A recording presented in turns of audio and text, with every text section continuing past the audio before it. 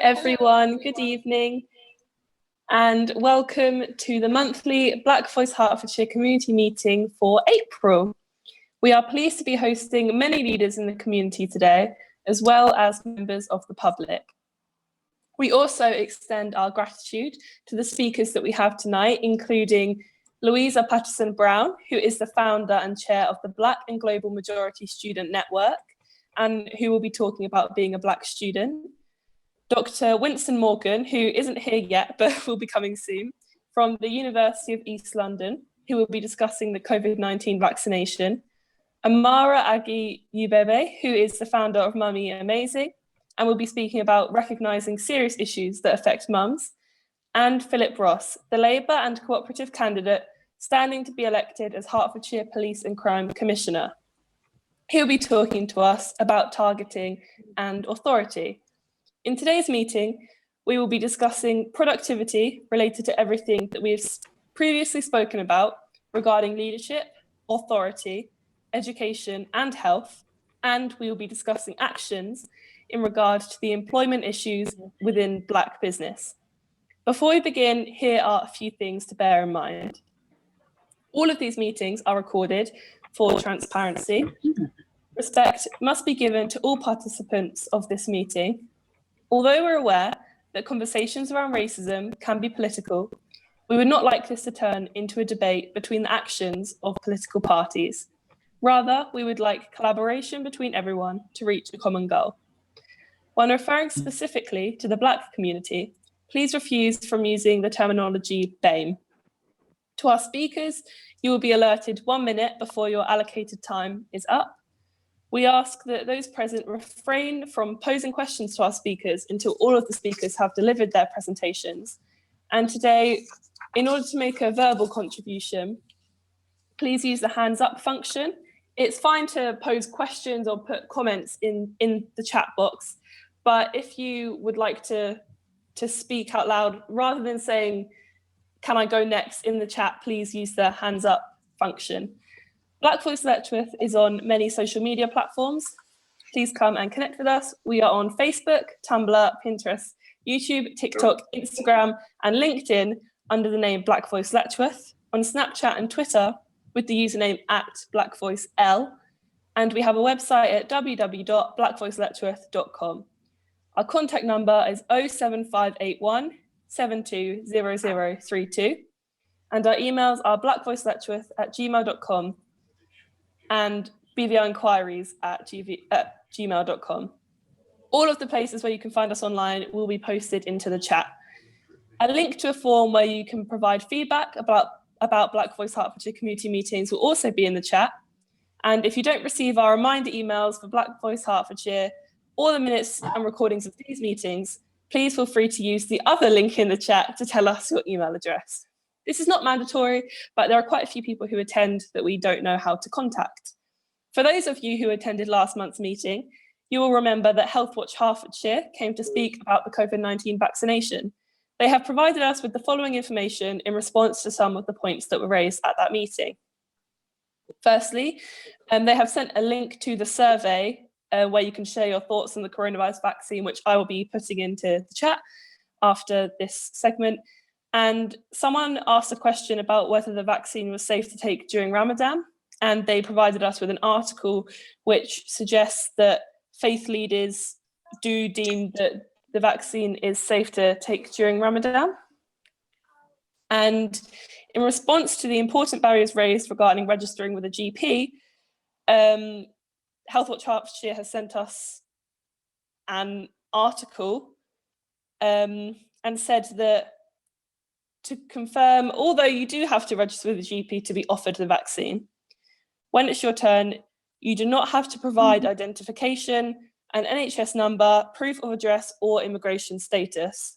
Although some GP practices will ask for this information, GPs cannot turn you away for not providing it. And there are two articles, one from Healthwatch Hertfordshire and one from the NHS, which I will post in the chat that Healthwatch Hertfordshire shared with us. You are likely aware that on the 9th of April this year, the La Soufrière volcano in St. Vincent erupted.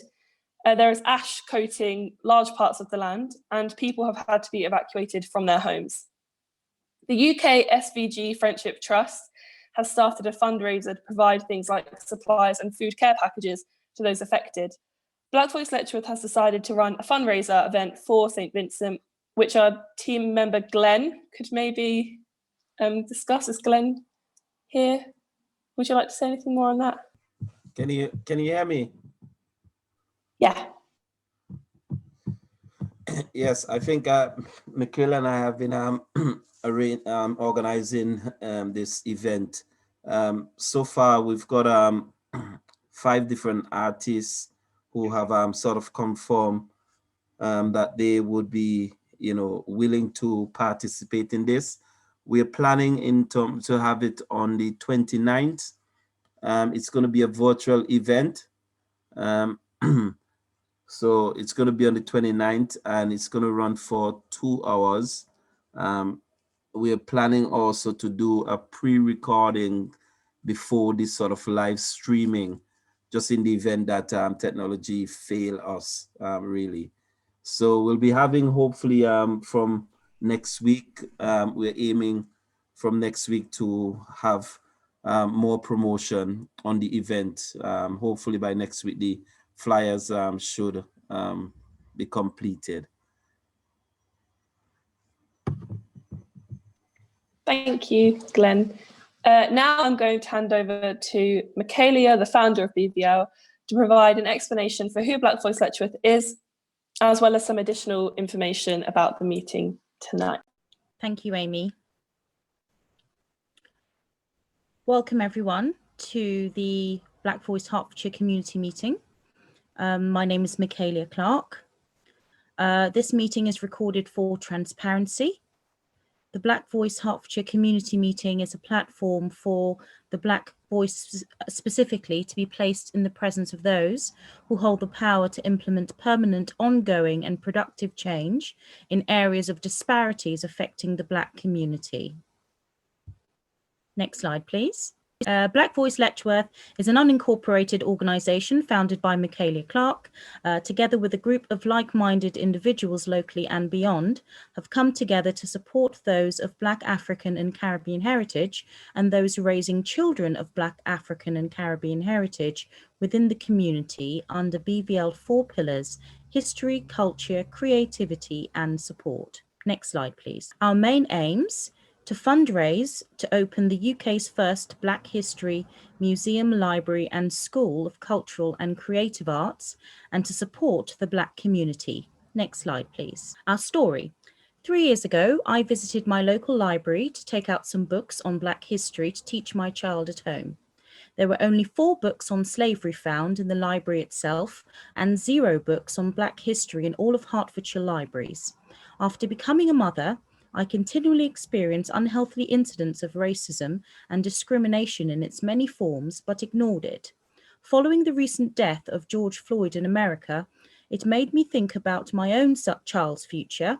I decided to use my skills to open the National Black History Museum, Library and School of Cultural and Creative Arts and create a local group, Black Voice Letchworth, to support those of Black African and Caribbean heritage in my own town and beyond. Next slide, please. Our services. Black Voice Letchworth are available on Facebook, Twitter and Instagram, along with many others. And to get our services and updates, visit our Facebook. Next slide, please. House rules. Please remain muted at all times. Please use the virtual Zoom hands button to give notification that you would like to contribute or write your question in the chat box. Next slide, please. Due to the specific nature of this space, please refrain from using any and all known and unknown ethnic group acronyms and words, i.e. BAME. Please wait for a contribution to end before you contribute. Raise voice or voices over a contribution is not permitted. Next slide, please. Please do not swear or use foul language. Please place all contact information, events, projects for your organisation you wish to share in the chat. Next slide, please. Issues, actions and solutions. Each agenda discussed goes through an issue, action and solution test to ensure productivity from issues raised. The last hour will be given to the floor for a free discussion. Next slide, please. BVL are looking for volunteers. All are welcome. We take volunteers from ages 16 plus. Please email us at blackvoiceletchworth@gmail.com.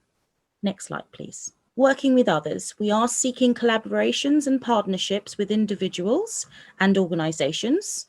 So please feel free to contact us regarding. Next slide, please. The National Black History Museum, Library and School of Cultural and Creative Arts. Doesn't that sound beautiful? Yes, it does. We need £5 million to open this space. Please donate whatever you can. It's our main fundraiser for BVL. We believe that this space will be fundamental for the UK and Europe and the world. So please do help us to fundraise for this space. Whatever you can is appreciated. Thank you. Next slide, please. We are preparing an exhibition for Black History Month called Voices. This will be the start of a curation of voices in Hertfordshire, documented the journey of their lived experiences in Hertfordshire, living as a Black person in Hertfordshire from many different aspects and angles and perspectives. So if you would like to contribute to this and just to the email address is actually blackvoice@gmail.com. I thought I said that incorrectly, but I didn't. It's fine. A Black History School, a supplementary school on a Saturday. We are seeking teachers of Black history and in the arts as well. So please spread the word about that. And again, our contact details is on the slide. Next slide, please. We are looking for speakers. So if you have something to say or something to contribute or are contributing to the Black community or an organization that you feel will benefit the Black community in any way, we would love to hear from you. Please do email us and let us know about your organization or yourself as an individual or your business, etc. And we'll love to have you and platform you at the meeting. Next slide, please. Our 0 to 5 program, Mama Sugar Shakes, kicks off on the 15th of May for a 12-week program. This is a preschool program that's geared for early learning and development, ages 0 to 5. Tickets are available via Eventbrite. You can email us for more information via our email. Next slide, please. Our mother and baby support, we're partnering with many organizations for this. It's a free class online, a dance class for mums and dads and carers in general to come and have fun online and keep fit. So please come along to that. That's on the Saturday, the 18th of May, and all are welcome. If you require more information, again, see our Facebook page or you can email us directly. Next slide, please. Saturday, the 29th of May, a really important fundraiser, the St. Vincent tribute concert. Our BVL member just mentioned about that, Glenn. If you can support in any way, tickets are only £22.48 to fundraise for this event. We're getting a lot of artists involved. And it's going to be quite an exciting evening. So we hope you'll save this date and come along and support. Next slide, please. Saturday, the 22nd of May, we have our allyship course, which has been a long-awaited course. That will be £30 per person. Again, all of these will be online. For more information regarding this course, you can email us at blackvoiceletchworth@gmail.com. Next slide, please. Save the date. The next Black Voice Hertfordshire community meeting is Friday, the 28th of May, 2021, 8 p.m.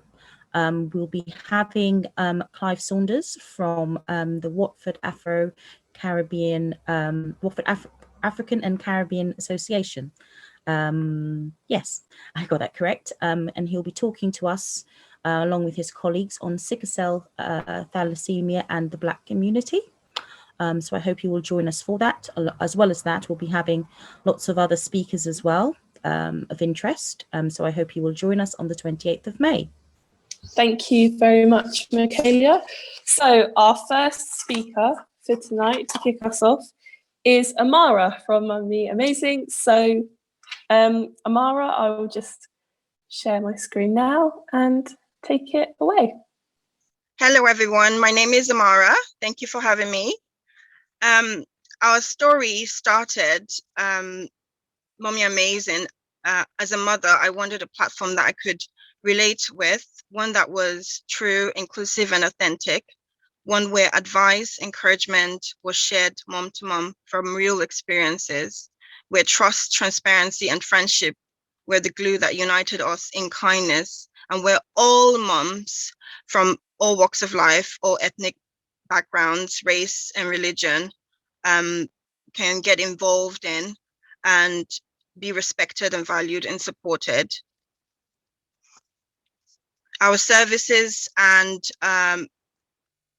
what we do can be seen on Facebook. We have a Facebook page, so please join in and invite anyone that you feel may want to join in as well. At present, we are focusing on our first aim, which is to have to post encouraging and uplifting content to inspire well-being, because moms are our focus, and we want to inspire well-being and self-care so that moms understand and know that they are priority too, as well as their children and their family. So we want to encourage moms to feel like their health matters and their mind matters. A key prime principle of MumMe Amazing is to inform and educate and offer a signposting service, especially but not limited to those moms that do not have any supportive network of family and friends around them, to deal with anything like issues like isolation, anxiety, postpartum depression, and any other challenges that they may be facing. So the journey, Mom's Mind Matters. Motherhood can be one of the best experiences as a woman goes through, but there's a problem with the typical motherhood narrative, the one that tells you everything is supposed to be effortless and natural. Motherhood comes with its challenges, and we all know that. If you know any moms around, you know that they probably have gone through one or two or more challenges, and it comes in waves. Some days can feel more challenging than others. The journey is also very different for every mom. So despite the struggles, the rewards are tenfold. Supporting moms through pregnancy and postpartum can help relieve some of the burdens at this wonderful but stressful part of the journey. It can help reduce the likelihood of postnatal depression and other mental difficulties that would be exacerbated by stress. Moms are then able to spend more time focusing on bonding with their children, or baby or young family, and feel much better in themselves, like a lot of moms that would have support. MumMe Amazing wants to inspire moms to empower each other and work together to reach our vision of better selves and better present mothers. Issues that affect moms or any woman who cares for children can vary in severity and impact differently on their day-to-day lives. It can vary from what they're doing on day-to-day basis, and this can depend on their individual circumstances as well, and the support that they receive. Research shows more pregnant moms and new moms are suffering from mental health problems. It's a problem, especially in underserved areas of the country where they are missing out on important care. Research also shows that more teen moms are affected by postnatal depression compared to mothers aged between 23 and 38. long-standing inequalities having a weathering effect on well-being and mental health, spiking up further health issues are prevalent in Black moms. Black moms inherit strength, but also inherit the trauma of healthcare disparities, which can lead to misdiagnosis or no diagnosis at all. They end up facing mental health stigmas impacted by social and economic inequalities, but also by implicit biases in healthcare. Society believes that we feel in MumMe Amazing that society sometimes believes the Black superwoman syndrome linked to a wider socio-historical context in which Black women could never display signs of weakness. This contributes to stress and anxiety levels. Coping with lots of challenges at once can make it difficult for some moms or most moms to sometimes provide their children with the care they need, or the support that they need to help their family grow healthier and more rounded. The impact of moms' mental health on family life. Many moms are able to minimize negative impact on their children, particularly if they are able to access appropriate support, but it can sometimes affect their ability to cope with family life and routines of daily life, such as housework, engaging with their children, recognizing and responding to their children's physical and emotional needs. Babies and younger children rely on their parents and carers to give them the warm, nurturing care they need to grow. But if moms experience challenges in pregnancy and or the first year of a baby's life, this can affect the way they are able to bond with their children, which can then have an impact on the child's intellectual, emotional, social, and psychological development. Some moms, when they cope with challenges, some moms experience mental health problems along with other challenges such as a lack of social support, unemployment, discrimination, financial hardship, poor housing, divorce and separation, domestic abuse, substance abuse, and social isolation, sometimes due to abuse or anxiety. But there's a lot more that moms face that is not even a lot of us are not aware of. But because of that social stigma and social isolation, we don't get to hear a lot about these issues and challenges that they face. It can be very difficult if moms are facing several challenges at once. It can then be very hard to provide their children with loving care, particularly if they are isolated or aren't getting the support they need. In extreme cases, children may even experience abuse and or neglect. This means it's priority that practitioners are able to recognize if a mom or carer is struggling with their mental health and help them access appropriate support. Mom's well-being matters. Signs that a mom might need extra support is if one, she's finding it hard to make friends, feeling isolated or excluded. Another reason could be not being able to talk to her partner or family or friends, and also not being truthful to practitioners about struggles for fear that their children may be taken into care. Children's well-being matters too. Signs that children might need extra support is if they are being worried, they are excessively worrying about their mom's or carer's condition. They are taking on caring roles for mom and other family members, putting family needs above their own, and they're not feeling able to talk about their feelings. Now, stigma is a big issue. I think we see the idea of a perfect mom, a very tired narrative played out in the media these days a lot.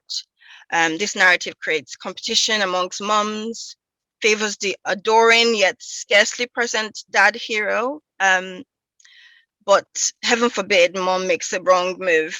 And some moms may experience discrimination from others, and this may be displayed consciously or unconsciously. For example, they might it might be harder for them to get work or access support services.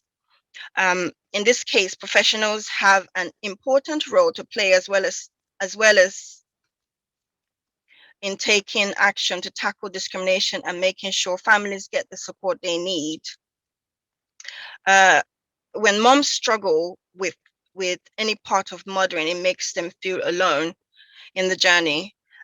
We want moms, we MumMe Amazing and other organizations that support moms want mothers, women carers, future moms, and daughters that are going to be mothers someday to know that they're not alone. If they find parts of mothering challenging, and if they do stumble through, it doesn't make them any less of a loving, capable, and amazing mother. It's painful, I feel, for moms to feel shame as they simultaneously try to love their children and live up to some unrealistic expectations of what being a natural mother is supposed to look like. Because it doesn't come naturally. It's not something that's learned. You just have to kind of go with it and experience it. So for some mom, that might be a bit of a shock when they're actually going through it, even from the pregnancy stage and beyond. So women need to I hope that more experiences we hear of, the more we are reminded to give mothers and people in general a moment of grace, including ourselves, and myself included, because I'm a mom of 3, under 12-year-old, and it's a daily challenge, but we are all just doing our best with what we can and what we have. So sometimes a smile or a nod of I've been there from one mom to another is all you need to reduce the shame that comes with riding the bus with a screaming child. Yes, that happened to me, but that's all you need as assurance that your moms are looking out for each other. And I think we need that. The media fuels the stigma that stops moms from expressing the tough times they're experiencing, and it stops them from opening up and speaking up about it. Assessment and action.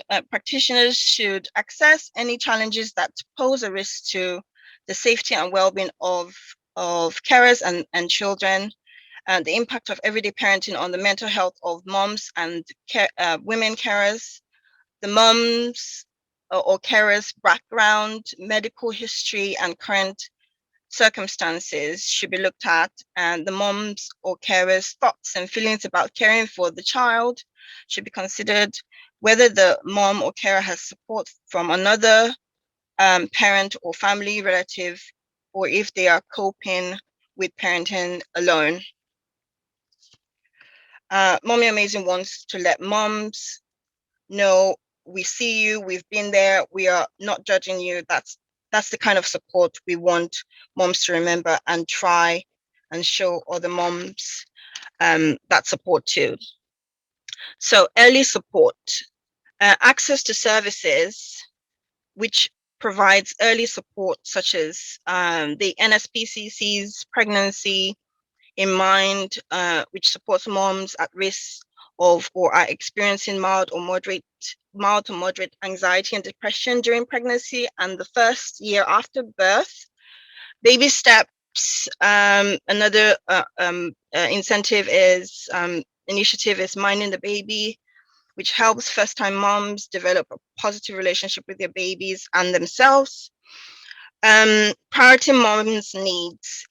Moms can have access to a mentor or advocate who they can talk to about parenting and who can make their views heard. Like BVL, moms can have someone they can contact, especially in an emergency. I think another part of stigma is some moms may be wary about being offered therapy or some type of counseling or any type of institutional support based on or depending on others' experience. They may have negative association with these kinds of support. They may think that being referred to a counselor means that they are viewed as being incapable of taking care of their loved ones and their family. So a mom-to-mom support network can have a positive impact on mom's well-being and resilience, which is what the sort of platform we provide, MumMe Amazing, on the several platforms, and they can increase resilience by increasing self-esteem, improving understanding of parental mental issues, teaching clearer communication and coping skills, and creating healthy boundaries. MumMe Amazing is like a mom support message board. We want to encourage moms to express their feelings, talk about their experiences, and share advice with each other. A platform where we can relate with like-minded people. We want to empower moms by encouraging self-care and allowing space and time for self-love to enable them nurture their own personal goals and better themselves in every area of their life. Family, friends, and community support. Moms and women carers can benefit from meeting and sharing experiences with their families. This can help reduce feelings of stigma and isolation, offer positive ways to interact with one another, and provide support on implementing well-being plans, setting goals, offering advice, and staying hopeful and managing challenges and stress. Educating children about parental mental health problems can also have great benefits, including increasing the child's understanding of empathy for their mom, increasing the child's resilience, challenging the child's misconception about mental health issues. There should always be someone to understand what mom is going through, and that's why I started MumMe Amazing. Thanks for listening. Join us. Let's encourage moms to take the mothering journey one day at a time and focus on self-care. Join us to do that together. Any mothers, females, that care for children, they're welcome to join us on Facebook and Instagram. Anything you would like to consider, you would like us to consider, we would be grateful to hear from you and grateful to hear any feedback. Thank you. Thank you so much, Amara, for that wonderful presentation about MumMe Amazing. Our next speaker is going to be Dr. Winston Morgan from the University of East London. And now I'm just going to hand over to Dr. Winston Morgan. Thank you. So, hello, everyone. I don't know if you can see and hear me. I assume you can.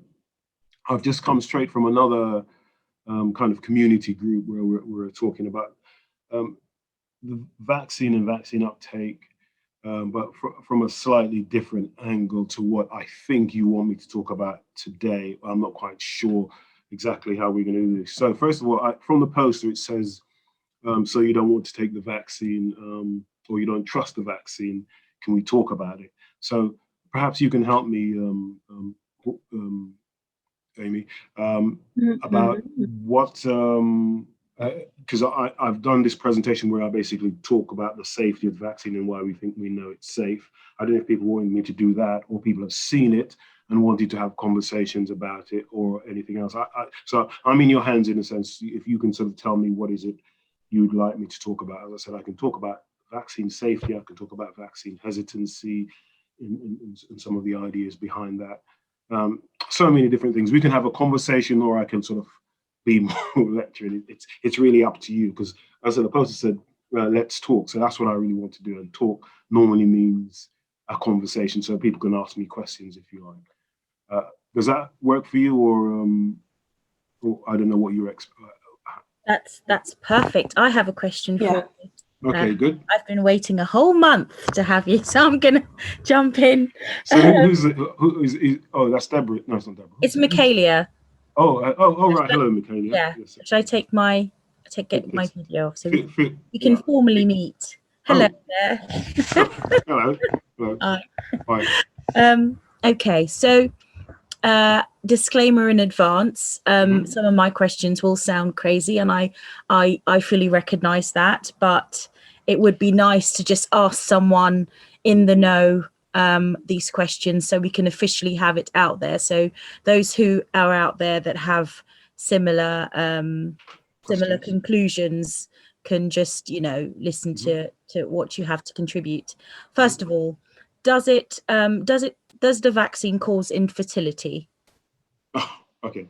As far as we know, no. When they were testing the vaccine, they sort of said they wouldn't have anyone who is pregnant or who's planning to become pregnant. They said, you know, we won't have you on the clinical trials. But humans being humans, because there are so many people on the clinical trials, which is one of the unique things about these particular tests for the vaccine. So many people took part in it. Lots of people, or lots of women, or a significant number of women became pregnant when and so they had children. And similarly, there's been no reports of men not being able to father children who have taken the vaccine, as far as we know. And now in America, there have been studies which show that, you know, that there are no sort of adverse effects in terms of for pregnant women. In fact, they started off by saying pregnant women shouldn't take the vaccine. Now they're saying pregnant women should take the vaccine unless there are reasons, especially those who are in vulnerable groups. So in terms of pregnancy and fertility are slightly different things. But the answer is, I said, there's historically, because vaccines have been around for over 100 years, there hasn't really been any evidence that vaccines will impact on your ability to have children, either as a man fathering children or as a woman sort of conceiving and carrying children, is my understanding as a toxicologist. I haven't seen any evidence to suggest that.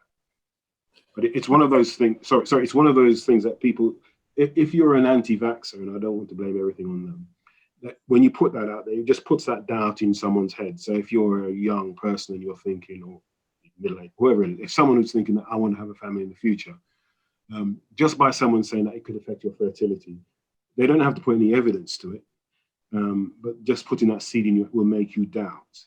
But as I said, I haven't seen any evidence, and I think if there was, you know, over perhaps 300-400 million people have been vaccinated around the world, so we would know by now if it was reducing or causing, sort of some miscarriages or anything like that. We'd know about it. Does it change your DNA?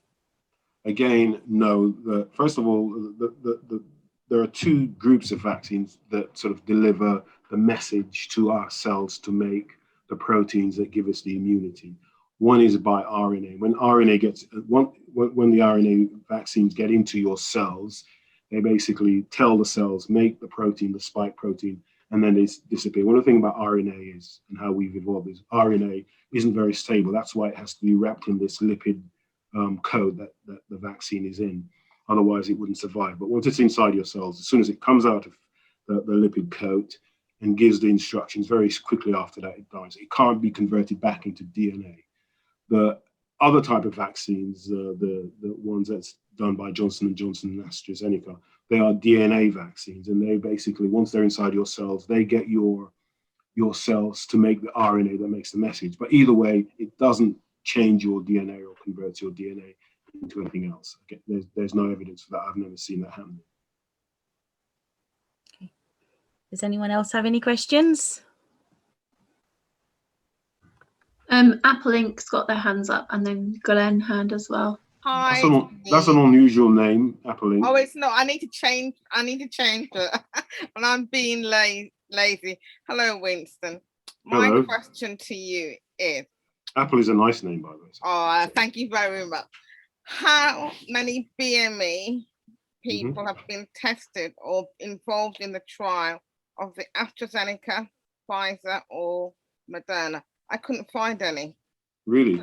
Couldn't find any. You were looking for people. You were looking. What about people who have actually taken it? Because remember, that question would have been a really. I'm not saying it's not a good question now, but would have been a really good question in December and January when they were just starting to roll out the vaccine. But as I've just said, 3, 4, 500 million people have already been vaccinated with one of these vaccines. So regardless of the tests, we know how many, lots of people have taken it. And we know in that, if you take in North America, over 200 million people, I can't remember how many people in North America have taken it. And I would think perhaps at least 5 million of those people are Black, and perhaps another 5, 10 million people of those are going to be Hispanic. The question is not for me, it's for the community. Who believe the vaccine is not for them. Okay, and that's why I'm asking. Yeah, but just going back, so I'm just saying what the situation is now. But if you'd asked me this question in January or December, I would have said, for example, if you take the Pfizer vaccine, which was the first to be approved, that's been approved in America. And the law in America says for a vaccine to be approved, to be given authorization during the clinical trials, at least 10% of the people who are in those clinical trials have to be Black. Okay, and another 5 or 10, I can't remember what the exact number is, has to be Hispanic. So you can't just have, for example, white people of white European origin in the trial. Also, the vaccines were tested in places like Brazil and South Africa, in Kenya, and as well as in the UK. So there's been lots of places where people who look like you and I would have tested the vaccine before it was rolled out. And since it's been rolling out, lots and thousands and thousands of Black people or Asian people have been taking the vaccine, and Chinese people, all kinds of people, as well as people of white European origin. So it's been tested widely in all populations. And my final point on that is the fact that we have different skin color and facial features doesn't change our immune system. Our immune system, we all have more or less the same type. The difference between our immune system isn't related to our skin color or facial features. It's dependent on other things. There is differences in people's immune system, slight differences, but it's not based on our skin color and facial features. So the fact that something like a vaccine was tested in people who look like me doesn't mean that it wouldn't work for someone who looks like Amy, for example. Just one of the questions I've had, I know it sounds really silly and I'm embarrassed to say that. Don't be embarrassed. Don't be. I've heard tons and tons of questions, and no questions too silly. Bill Gates has put microchips in the vaccine. Yeah, I can confirm that is true 100%. It's like no. No, of course not. It's funny. Look on your face. Sorry. Okay, sorry, look. Dr. Morgan. I was wondering if we can have another speaker and then come back to your question. Actually, I think Glenn has one question. After Glenn has a question, could we then have another speaker, if we can?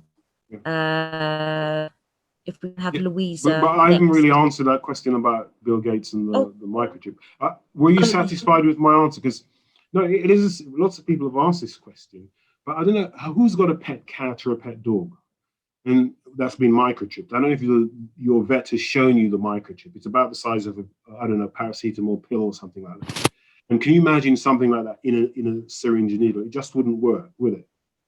So the technology isn't there, and there's not the motivation. I always say to people, if the government or Bill Gates wanted to get information about you, chances are you're using a Microsoft computer or Microsoft software or a phone. Those are the two ways they'd be able to find out what you're up to, either using your computer or your phone. They wouldn't be wasting their time trying to inject you with a vaccine. Okay, sorry. Go on, Michaela. Now you can. Yeah. Thank you for that. That's helpful. Yes. If we could have Glenn's question next. Sorry, Amy. I'm just of time. That's all. And we've got two wonderful speakers, and I want to obviously get as much questions for Morgan as possible in. So, Glenn, do you want to have your question, and then we'll have Louisa next, and then we'll have Philip if he's there after Louisa, if possible. Glenn? Hello, Winston. Hi, Glenn. Yeah, my question really is, have there been stem cells being used in this vaccine? And if so, what are the future implications, and also historically, have this been a pattern? So a three-part. Because if the first one is no, then obviously the others are irrelevant. So what do you mean by used in the vaccine? Well, either in its making, right, or in any way part of the process of actually being the vaccine, part of the vaccine. Well, let's start with that last bit. No, there's the only thing that's in the vaccines, or all the vaccines, is the genetic information that tells your cells to make the spike protein. In the case of the Pfizer vaccine, it's then covered in what we call a lipid nanoparticle, basically just a lipid coating. Because if it didn't have that, the RNA would basically, wouldn't survive getting into your cells.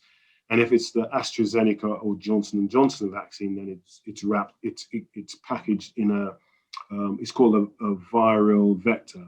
It's basically a virus that's been inactivated. It was originally one that infected chimpanzees, and they've used that because that virus doesn't affect humans. So it's totally safe and it doesn't replicate inside us. The only other thing that's in the vaccine is sort of like various salts to make it soluble and so that you can actually have it in a solution. But there's no cellular component as such. Now, in terms of testing and developing the vaccine, I'm sure they use cell culture to do that, because that's a safe way of testing whether something will perhaps give an immune response, or just testing for whether it's safe or not. So they would have done some tests using cells. But in terms of the actual vaccine itself, that's going inside you, no, they wouldn't have done. There's no stem cells or anything like that in there. I don't know if I'll answer your question or not. Yeah. No.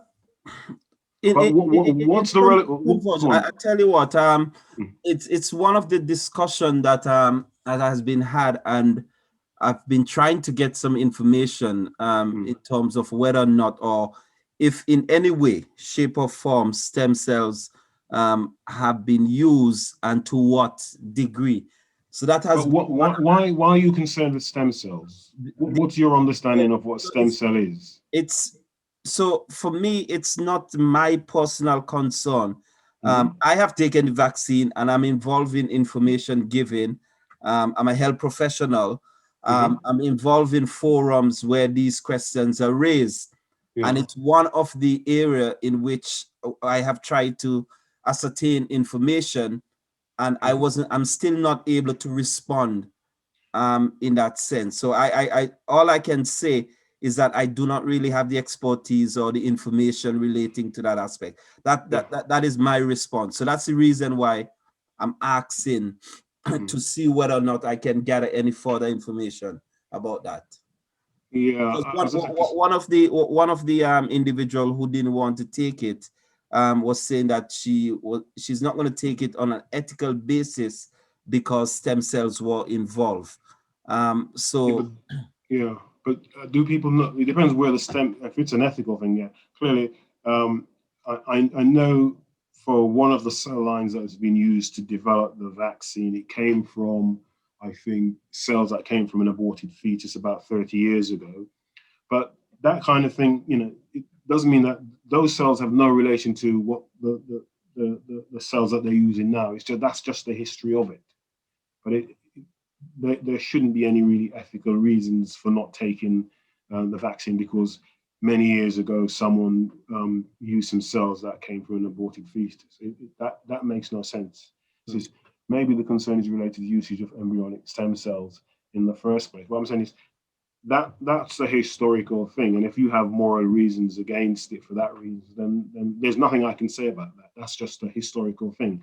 But that's one. Not all the vaccines were developed that way, for example. Yeah, but the individual wasn't making reference to historical. In fact, they had made reference to the AstraZeneca, really. So I said I didn't know. I don't have the expertise, or I don't know. So I couldn't actually respond fully to it. Because when you're growing a virus, you grow them in cells, and so you will use cell culture. But I still don't see how that, if a vaccine protects you from becoming seriously ill, how that would necessarily make a difference in any way. Because as I said, these cells, they didn't arrive, they didn't take them today. They were taken by someone who decided to have an abortion many, many years ago, and people took those cells and started doing experiments using them. And those cells, you can keep those cells alive for years and years and years, but they're changing all the time. But if someone really objects to that, then I said there's nothing I can do if that's the reason they don't want to take a vaccine. But lots of medicines are developed or tested in this way, so they would be sort of like objecting to taking a lot of medicines based on that logic. Thank you. Yeah, sorry, I don't know if I was helpful there, but that's the reality. I mean, you're doing brilliantly. If we could have Louisa, if I could hand over to Chair Amy, and if you can take over, if we can possibly. We have an extra speaker tonight, which I wasn't aware. I double booked myself, but the more the merrier. We have Sam North with us this evening. Sam North is a counsellor, among other things. Yes, he's nodding. I've got it right. He is also. I don't want to say up for, because it's not a prize, is it? He is campaigning also to be the Police and Crime Commissioner, as well as Phillip. So I think this is just an amazing opportunity to have two candidates here that's going for a pretty big job that's going to affect the Black community. This is like a bag of donuts for me. So I'm really excited, and thank you, and I'm so grateful that you're here. So let's hear it from Louisa first, our woman of power, and then we'll go over to hear from Phillip and Sam. Can I just ask one quick question before? Yeah. So, do you need? I mean, will you need me any further? Yes, we do, if we can. Okay. Okay, yeah, then I just wanted to know. Yes, great. if people happy to stay on for a bit longer. Yeah. Yes, definitely. Thank you so much, Dr. Morgan. I'm just going to switch my camera off there, but yeah. Yes, of course. Any questions you have for Dr. Morgan and for Amara, who's already spoken, please pop those into the chat, and Will, our chat. There's Will there. He will someone waiting in the waiting room. He will get those questions answered for you, so everyone is covered. So sorry, Chair, you have the floor. Sorry. Okay. Thank you. I don't really have much else to say from Louisa. Go for it, Amy. Okay, so hi everyone, my name's Louisa. I have got a quick presentation that I'm going to fly through because I didn't know I was going to be last, so and I have got to go shortly, so I will quickly fly through them if I can. Just going to share my screen if I'm allowed to.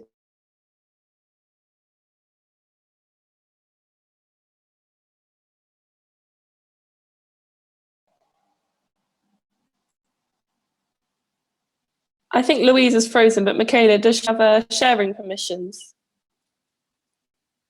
Yes, she okay. Yes, it's up. Should be fine. Are you okay, Louisa, finding sharing? I think Louisa has frozen. Oh dear. Louisa, can you hear us? Should we come back to her?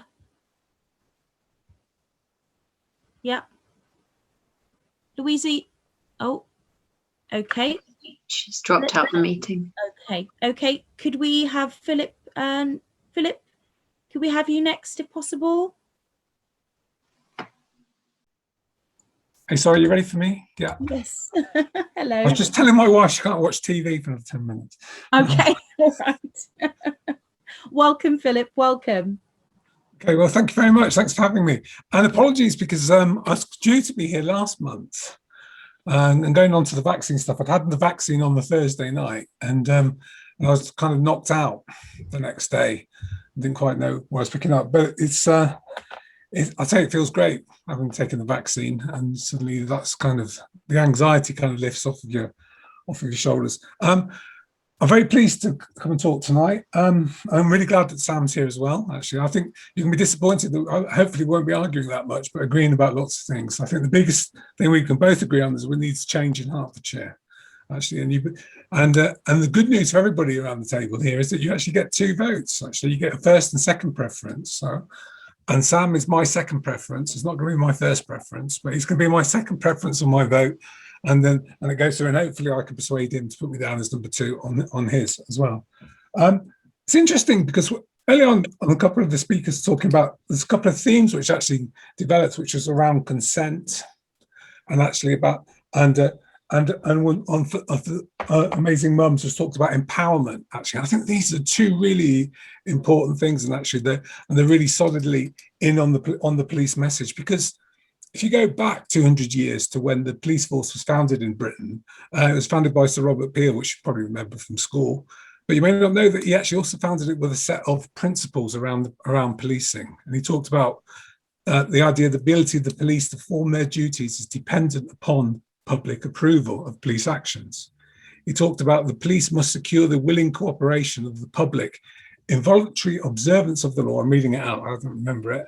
Of the law to be able to secure and maintain the respect of the public. And this is really crucial. And the 4th principle he had was the degree of cooperation of the public that can be secured diminishes proportionally by the necessity of physical force. In effect, what he's talking about is consent, actually, consent of the public and the police actually working together. And the most powerful one that he picked up was that he said the police are the public and the public are the police.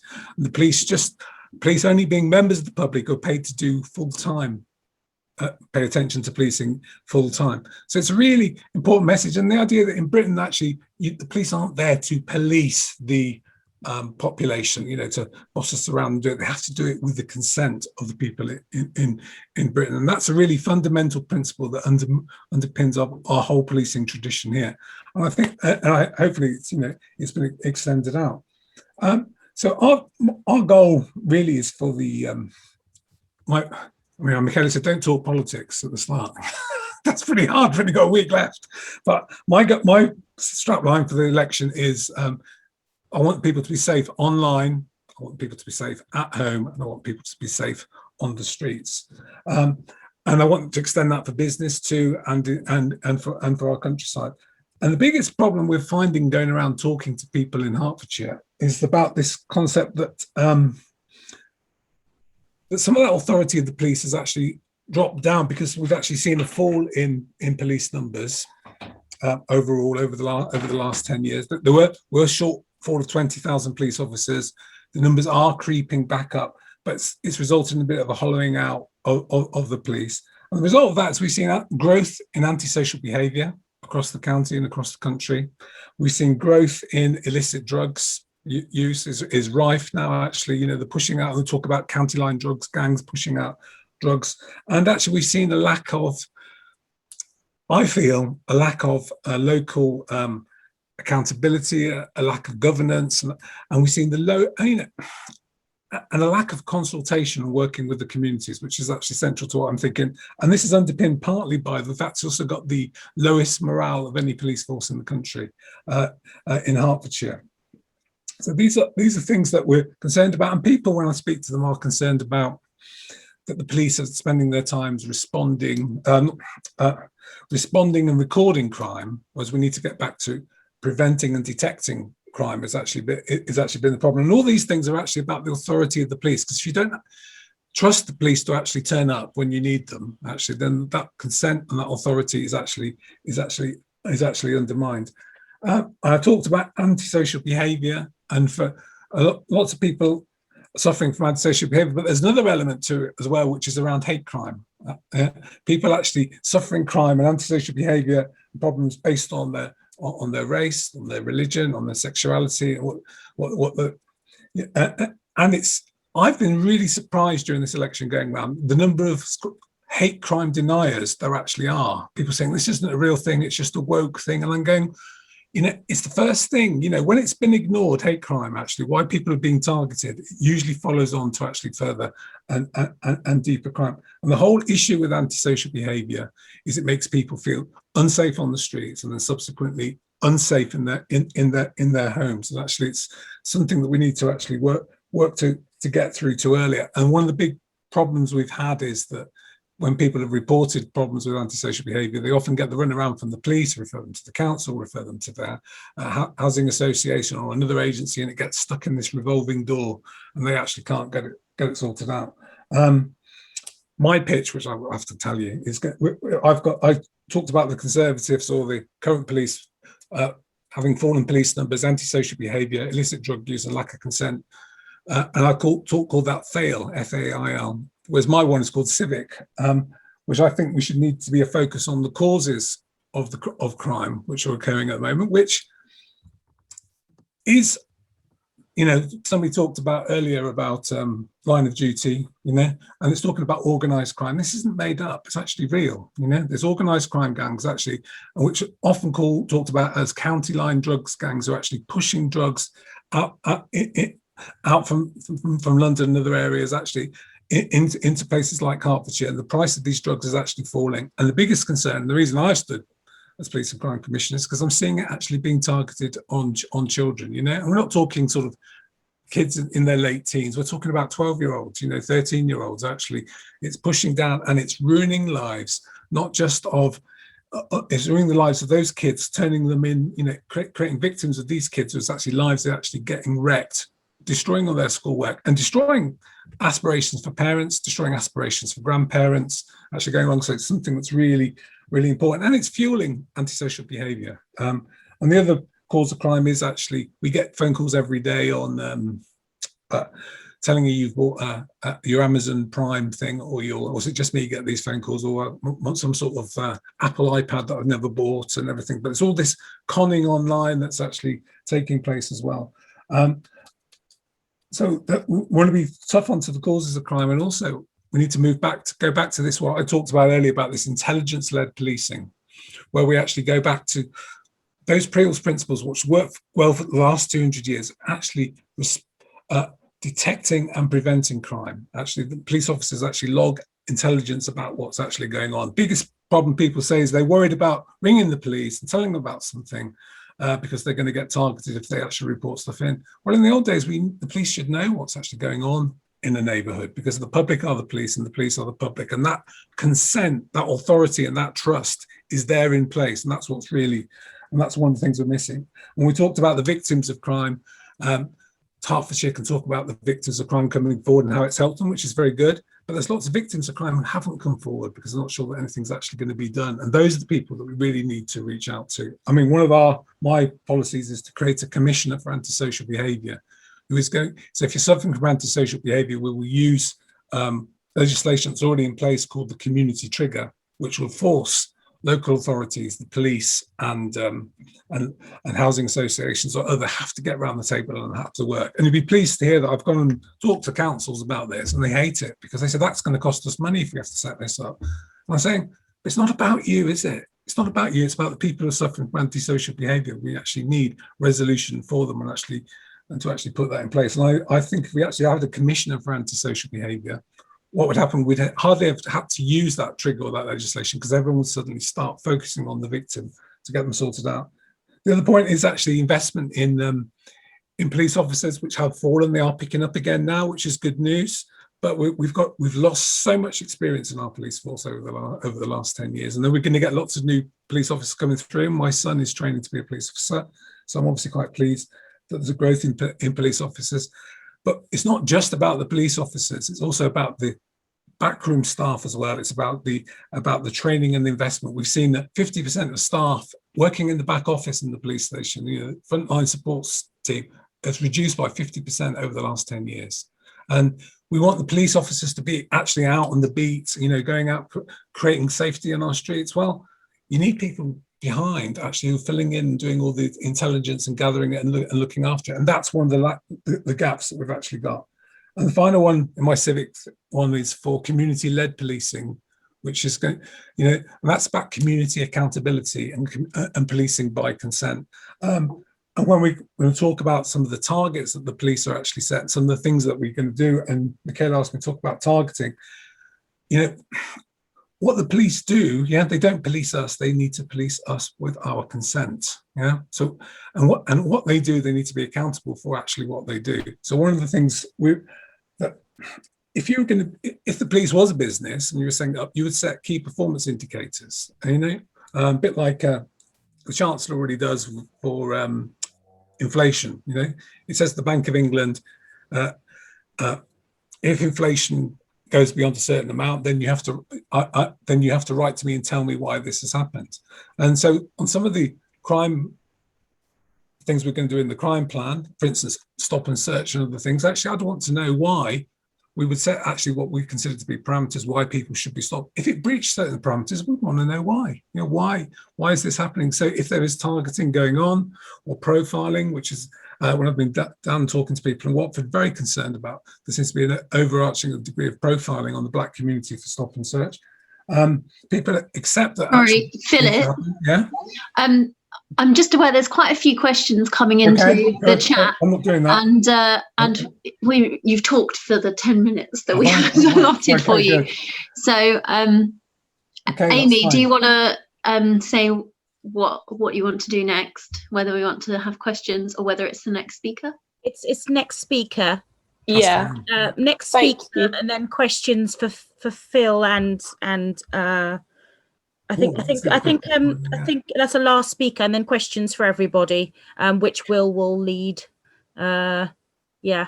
So if we can have Sam, you're alive. Sam, are you there? I am, Michaela. Can you hear me? Okay.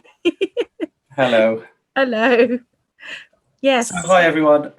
Thanks very much. I was asked by Michaela, interestingly, just over a month ago to speak on two separate things. So I will try to be as brief as possible. And those two separate things were, obviously, as has already been said, my pursuit of candidacy, well, not even candidacy, my pursuit of the role of Police and Crime Commissioner in Hertfordshire, and also just to give a little bit of information to people and to answer any questions you may have about interactions with police officers. So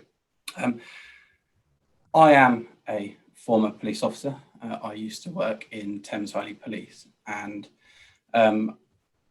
unfortunately, I left due to what I perceived to be racism in the force. And there were two specific incidents that occurred in the police that I'm very happy to talk to you about today. The first one was an incident where I responded to a person who was being described as causing antisocial behaviour on a particular road in a town where I used to police. And this person was a black male. Having attended the scene, more information came through our radios to say that this man had been drug dealing, and there were issues where he would turn up and deal to different people in the area. So I asked for clarification. Had there been any packages transferred? Had there been anyone witness the actual drug dealing? And my control room turned around and said, well, no, but I think we probably should search him anyway. Clearly, I wasn't very happy with that. So I went back to them and said, okay, if you want me to search them, what grounds do I give? And I'll go on about grounds a little bit later when I talk about sort of interactions with the police. And they said, well, we've just got to make sure that we seem to be doing the right thing. That to me was clearly not a reasonable ground to search someone, so I decided not to, but head back to the station, told my control room I wasn't going to search them, and was subsequently told off, with me being told that this black man could have been drug dealing, which in my view is not a reason to search someone just because they could potentially have been doing something. The second incident was one that actually broke the stick on the camel's back, or whatever the phrase is. And that was where I was attending an incident where one of my colleagues, a sergeant, had requested for sort of immediate support. So in other words, he was in danger himself. So I attended this incident in a shopping centre, and there was a black man on the floor in handcuffs, being sat on basically by this sergeant. The sergeant turned around to me and said, this man's just been seen drug dealing in the Apple store. And I thought, okay, so have you arrested him? I asked the sergeant. And the sergeant said, no, what we're going to do is we're going to search him. And I said, okay, well, I will support you in the search. And he said, no, I think what we're going to do is you take him back for a strip search, because he's been seen to be exchanging packages. So on the information that he's been seen to be exchanging packages that was seen by a police officer, I took him back to the police station and searched him. To my surprise, we found one mobile phone on him, £100 in cash, and a Apple Watch. So I thought this was very strange. Got back in contact with the police sergeant and said, Sarge, I'm a little bit unclear as to what's going on. I've searched him and he's got nothing on him. And the sergeant said, well, he's been exchanging packages, just arrest him. I said, okay. So I contacted the plainclothes operative, who was the original person that reported this person, and said, can you just explain what you've seen so that I can have the grounds for arrest? And the plainclothes operative turned around to me and said, I never saw him exchanging packages. I just saw him walking out of the Apple store appearing to be concealing an Apple Watch about 5 minutes after Apple Watches had been stolen. So I just wanted him stop check to see if that Apple Watch was stolen. So I went back to the sergeant. I said, Sergeant, he hasn't been seen exchanging packages. That's very strange. The sergeant then came back to me and said, so what did he have on him? And I said he had £100 on him, an Apple Watch and a mobile phone. So the sergeant said, well, arrest him for money laundering then. And I refused and said, I will not be arresting someone who was found in an Apple store where the cheapest product is about £600 or £700, when he has £100 of cash on him, a mobile phone, and no evidence at all of drug dealing or money laundering, which is a very serious offence. Again, I was pulled into the sergeant's and the inspector's office and asked why I didn't arrest this man. And I believed that those two incidents were racist incidents. So I left the police force and am now sat in front of you today, hoping to be the next police crime commissioner for Hertfordshire. And I'm the only candidate at the moment who has a dedicated priority. One of my 3 priorities is equality, because in Hertfordshire, you are 4.7 times more likely to be stopped and searched if you're black, 3 times more likely to be arrested. And recently, I asked the question of the police force whether they had implemented the McPherson review recommendations and the Lammy review recommendations, which many of you may or may not know, and they could not answer. And when I followed up asking if they had, they again just ignored me. So clearly not enough is being done in Hertfordshire to tackle issues of equality and racism. So I'm standing for a number of different reasons.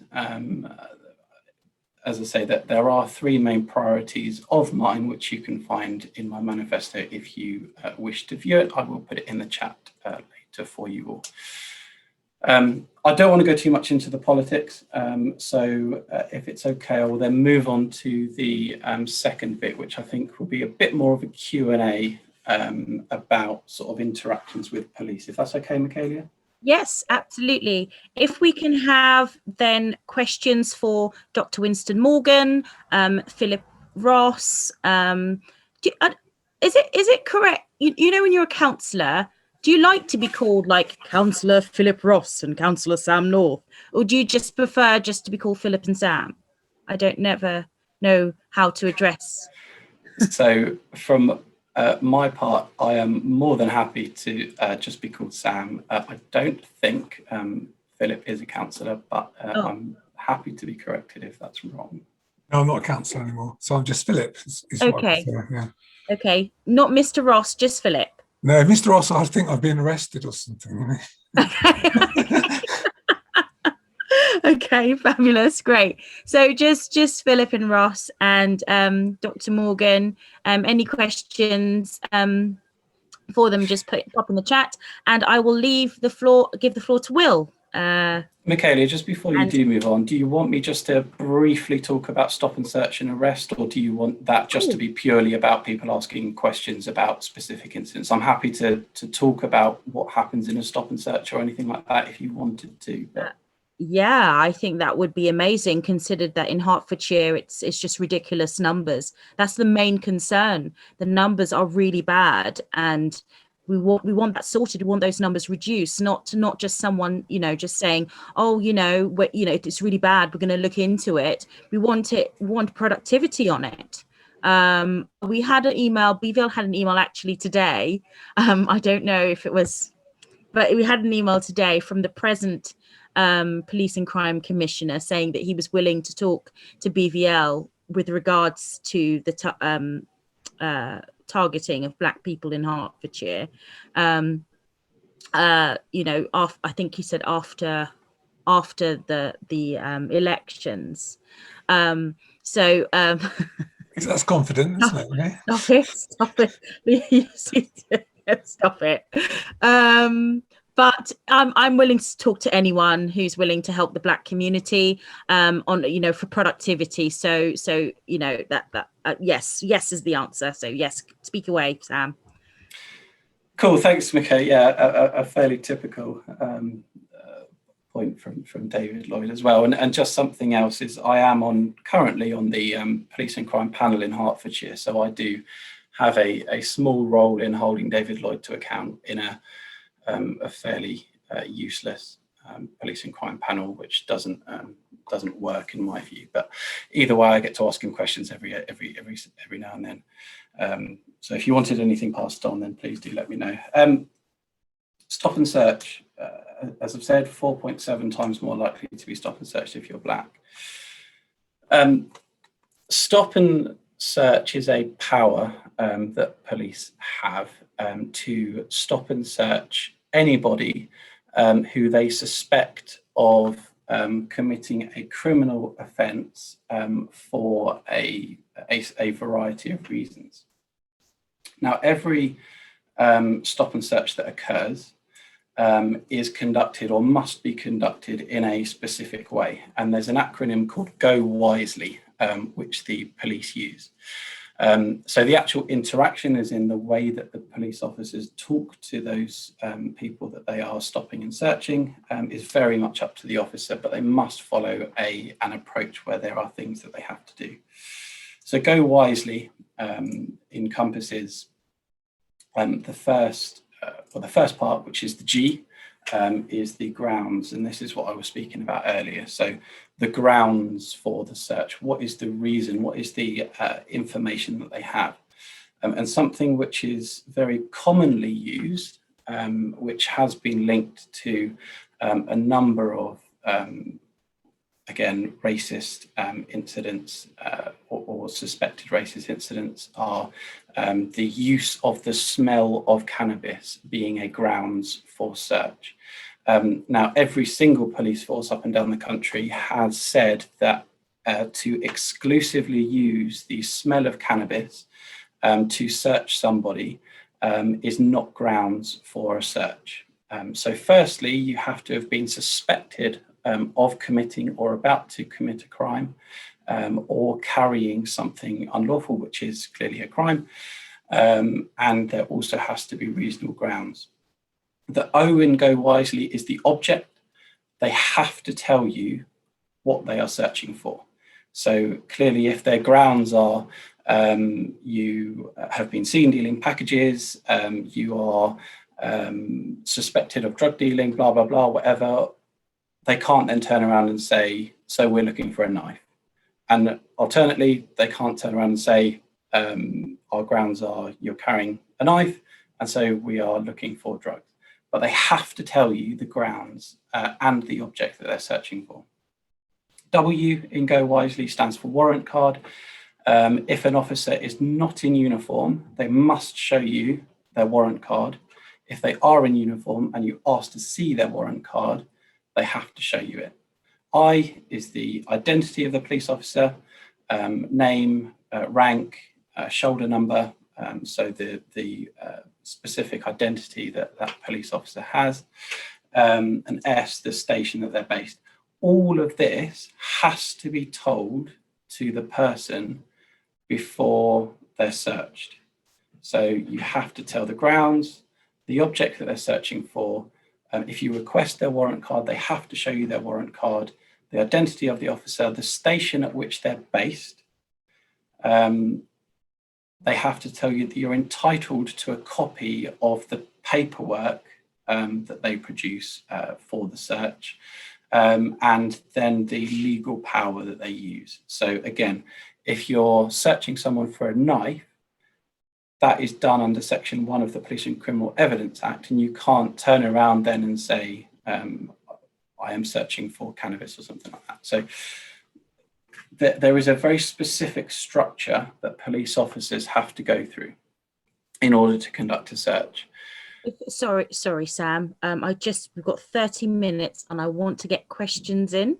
That's fine. Yeah. Okay, so can we kick off with questions for Dr. Winston Morgan?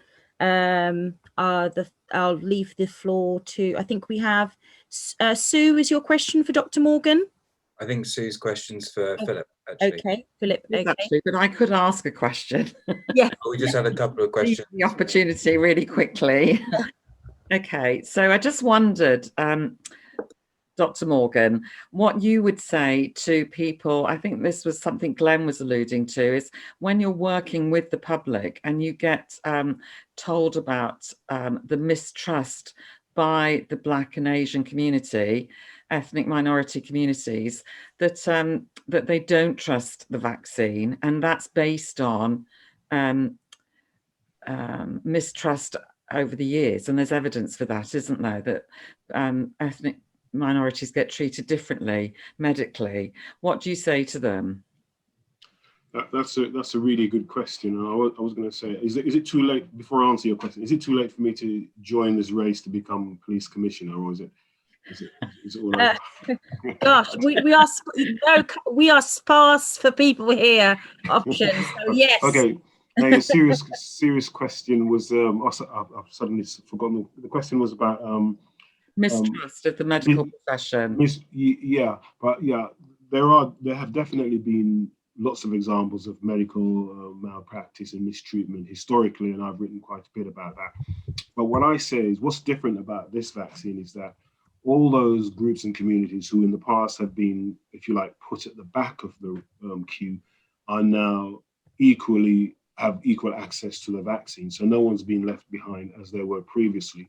So while I can totally understand why people would mistrust whether it's the government or the medical profession, who have, from their own lived experience as well as from reading, had reasons to not trust the medical profession, in this situation, they want to objectively look at the facts and information and then make a decision based on that, rather than be sort of like use that as a reason to, because what you're doing is it's like, it would be like a double whammy. You're doubly disadvantaging yourself because historically you've been treated badly. You're suddenly given a chance to be treated fairly and given the chance to get the vaccine, but you're saying no because you treated me badly previously, and so you're doubly disadvantaged. So I would say it's a hard thing, but just look at the information that's been offered now and consider taking the vaccine if it's in your best interest. Okay. I hope I've answered your question. You have. It does make sense that you have to judge this situation on its own merit. Mm-hmm. Yes. Thank you. I talk about, sorry to take up, I coin this phrase, I call it vaccine agency, where people use their agency, gather in as much information and then make an informed choice. And that means challenging those people who give you information that's questioning the safety or the efficacy of the vaccine. Challenge them as much as you challenge the doctors and scientists like me to provide them with information. If they can't do that, it's probably because they don't have it. So use your agency to make your final decision. Okay, thank you. Just as you should challenge those people who are saying that they want to represent you as whatever. I think we have a question from Glenn. Glenn? I think Glenn's had his hand up for a while. Oh, okay. Glenn has a waving hand. Yeah. So there's a couple of questions, Dr. Morgan. Hi, thanks so much for your talk. There's a couple of questions, one from Michaelia. How long does it normally take to test a vaccine? That's one of those interesting questions. Normally, traditionally, it would take a few years, at least sort of 2 or 3 years. That is definitely true. But what they've done, they've taken out a lot of the steps that took a lot of time without taking out the safety bits, the safety experimental bits. So yes, it was definitely developed at speed, but a lot of the experiments that they would have done parallel. So you've heard of clinical trials, where you'd complete phase 1 of the clinical trial, and only if you complete it, then you do phase 2. What they did, they overlapped, and so you could save a lot of time. Another thing that made the whole thing more speedy, if you like, is whereas the regulators would take their time and you'd send them some information and they'd sort of like consider it for a few weeks and wait until everyone was available to look at the information before giving them permission to go to the next step. Because it was a crisis, a pandemic, governments instructed the regulators and the people who'd read through the data to basically give that a priority. So they didn't wait weeks before they got back. As soon as they got the information, they analyzed it, they got everyone together and made decisions. So that speeded up the process. So yes, it was developed quickly, but no safety concerns were sort of like, nothing was compromised. Fabulous. The next question that we had was from Kate Roberts. She asks, thanks, Dr. Morgan, are there any vaccines which are developed without the use of stem cell cultures specifically? Going back to the stem cell debate, if people did have concerns about the history surrounding the use of cell cultures, so if there's any sort of alternative, I suppose. Well, as I said, at some stages with all the vaccines, as far as I understand it, cells from that kind of origin would have been used either in developing the technology or in growing the viruses or testing in some way. But as I said, in terms of the vaccine that goes into your body, there is nothing from those cells inside the vaccine. They were just used to do that. And most of the cells were collected by what they call elective abortions and that kind of thing. So the fetal cells that they use, and the reason they use these cells is because they're the ones that, if you like, are easiest to grow and culture, and also they're human cells. Would people prefer us to use animal cells? And they'd say, right, these weren't tested in human cells, so I don't think I should be taking the vaccine. So there are logical reasons why they'd use these cells to do this kind of studies. And I said we're talking about cells that were collected from samples in the sort of like 60s and 70s. So we're not thinking about like yesterday or recently. So it was a long time ago. And these cell lines have changed quite significantly, and they were elective. I don't know if that's answered your question again. Sorry, gents, Sam and Phil, if I'm sort of taking your limelight. Keep going, I'm interested. It's really interesting. That's great. I think we had a question, but the hand's up as well. Did you want to ask it yourself rather than me do it? Yeah, if I can. Thanks for tonight as well, BVL. It's been a good event, and thanks, Winston, for what you've brought to the meeting. I was just wanting to ask if there's a live part of the vaccine, if that lives in the body for a period of time, not the immune response, but the actual protein or whatever it is that they've injected into my arm. I've had the first jab, so yeah, does it live within the system for long, or does it pass through? Well, historically, when vaccines, they used to, if you were talking about live, they actually used to use live weakened viruses as a way of vaccinating. Because what you want is, for a vaccine to work, it has to have some component or element that resembles the pathogen, in this case, the COVID vaccine virus, otherwise it wouldn't work. But the modern vaccines, the ones that we're using for COVID, all they do is they get your cells to produce the protein. So there's nothing living as such. All it does is, if you like, switches on a mechanism in your cells, because your cells can make all your cells can make proteins.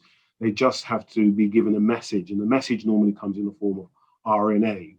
It basically make this protein, not that protein, and then it stops. So that's all that when you get vaccinated, that's all that happens.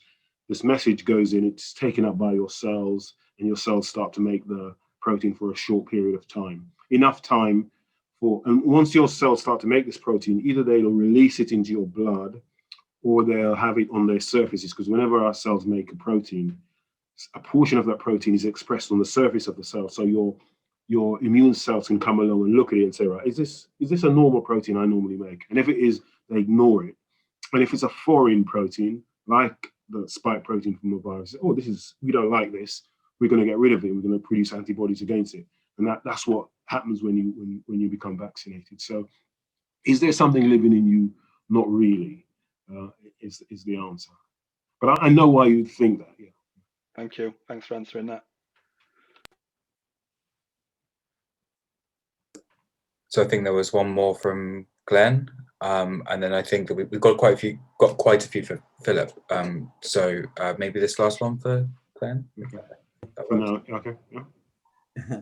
I think yeah. So isn't those two arguments, like some valid argument for those individuals who say, okay, seeing that it's a different way in which they are creating that immunity from what is traditionally being used, right? And we don't have sufficient information to know exactly, like futuristically, because we don't have all of the information. It's a short period of time that we're collecting information from.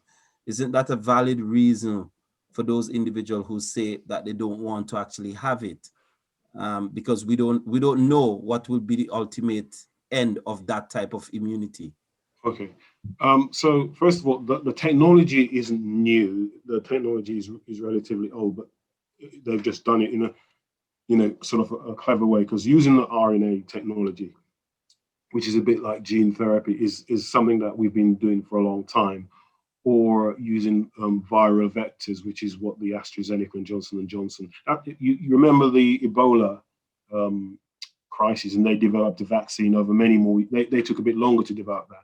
And it's the same technology. All they've done, instead of putting the gene that tells the cell to make a Ebola protein, they've told it to make a COVID-19 protein, but it's the same technology. So the technology is tried and tested. The only difference is that they've changed the message. Just like the flu vaccine, every year they need to put in a different message because you get a different flu strain, so they have to update it. That's all that's happening. And the other thing about vaccines is that normally, if a vaccine is going to go wrong, you know that really quickly. So either soon after you've been injected with it, say a few days or a few hours, you tend to know something's going to go wrong, or perhaps a few months. But really, do vaccines give you long-term? That's what we know about vaccines. They tend to not to give you long-term problems. The problems tend to appear because it's about the immune system, and your immune system responds quickly. Philip was saying that he got the vaccine and he felt terrible. That's your body responding, and those are the kind of normal side effects that you get.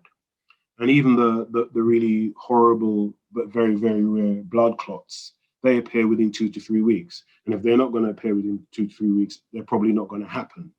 So most of the adverse effects, or the anaphylaxis, which is the other one that people have noticed, and again, very, very rare, they occur very quickly after you've been injected, or within the first few weeks. If it doesn't happen, chances are nothing's going to happen. So I hope that helps you, Glenn. I don't know if it does or it doesn't, to be honest. But okay. Oh, thank you. But it's always good. Never feel ashamed to ask these questions, because, as I said, vaccines are, as I said in my video for those of you who have watched it, they're a hard sell because of what they're asking you to do, to take something when you're healthy to prevent yourself from being ill. It's a really hard concept to get your head around. Normally, you take things when you're sick to stop being sick, but you're saying you're healthy. I'm only acting at the moment like a mirror, because in fact, what has been posed to me and in terms of answering it within my limitation. That's why I'm just it's just a reflection of some of the questions that I faced. So and Glenn is my guinea pig, Winston. Okay. I'm watching to see if he turns into a dinosaur. If he doesn't within a month or so, I may consider it. Okay. I've had it since the 20th of January, so if there was any changes, they would have already happened. If you start growing a tail, that's it. I've had both mine and I'm alive. I'm watching you as well, Sonia. Michaela, we want to move on to the questions for Philip. Oh, Amy's got a hand up. Yes, we've got lots for Philip and lots for Sam, don't we? Lots and lots under this subject. So should we just dive in? Yes, please. So from Kate Roberts for Philip Ross, do you think that the increase in antisocial behaviour, drugs and other areas of crime is not due to the lack of police, but to the lack of basic services and opportunities for people in our community? Yeah, I think actually, as I go around actually communities, people talk about youth clubs and youth services and all these things that have been hollowed out over the last 10 years. Yeah? And actually giving kids less things to do and everything. But we've actually gone beyond this point of it being a localized issue. Is actually it's spreading everywhere. It's like the sort of the corona thing. It's actually, instead of being in a localized group, actually it's actually spreading as more of an epidemic across. Now the lack of police hasn't caused this, but actually it stopped the spread of of the problems actually coming in and the growth in the markets perhaps for drugs and other things. And really, when you look at having lost 20,000 police officers over the last 10 years across the country, it's on the edges of society. Those little cracks have actually sort of now have created more fractures. But it's not so much the police doing that, it's actually it's the gaps actually in society actually fraying on the edges on those other services that we've lost, which is exactly what I think you're saying, Kate, that has caused this as part of this problem. The police itself aren't going to win a battle on their own fighting to close down drugs and antisocial behaviour. That's the battle that we actually have to win in terms of social justice and actually in terms of actually creating other services and a society where everyone can share, enjoy and prosper, as you say on your logo. Thanks so much, Philip. We've got another one here from Amy. What would be your ideas for preventative measures? Would this include increasing stop and search, which has always disproportionately affected Black people? Sorry if you heard a loud car whilst that was happening. I didn't even repeat that. Are you good?